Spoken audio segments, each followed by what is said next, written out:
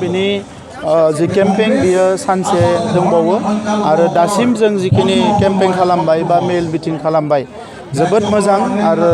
आगोलनिख्रुइ गोबां गुणानो मोजां जों जेखौ नुदों आरो सिडली ओनसोलनि रायजो राजाखौ बयखौबो आं बाख्नायो जे बिथांमोना जे सोलायनायजों बयबो सोलायफादों आरो बयनिबो साननाय हनाया गोजोन खौसेथि आरो मोजां थासारिनि फारसे बयबो आवगायबोदों बेखौ नुनानै आं जोबोद गोजोननाय मोनदों आरो जोङो UPPLआ जोंनि नैबे बिसायख'थियाव जोंनि बिजाथिखौ देरहाहोनानै सिडली ओनसोलनि एबा सिडली समस्तिनि सिङाव थानाय रायजो राजाफोरनि जौगानायखौ आरो गोबारै मावनो हागोन आं बेखौ फोथायनाय फैदों।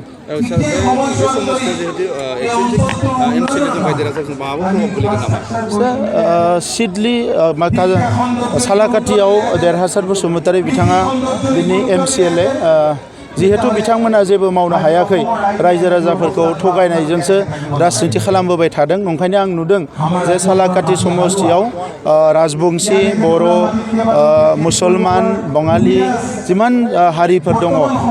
बे गासैबो मानसिफ्रा दिनै सोलायबाय आरो बिथांमोननि थगायनाय राजखान्थिजों थाला आरो नंखायनो सालाकाटियाव जों खमसे खम 15निफ्राय 20,000 भट बारा मोनगोन आं बेखौ दिनैनि अंकआव नुनो मोनदों। सार नोंथांमोननि सरकार दानायनि उनाव थिकादार आरो रायजो राजाफोरनि आखायाव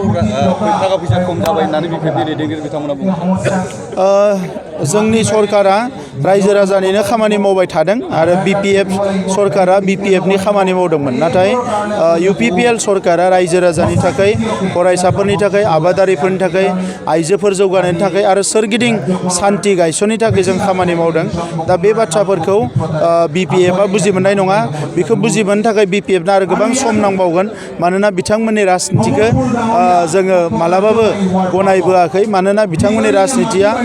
सोबख'नाय थगायनाय नासयनायनि राजखान्थिमोन आरो जोंनि राजखान्थिया अनज्लायनाय मोजां मोनज्लायनाय रैखाथि होनाय आरो जौगानायनि राजखान्थि।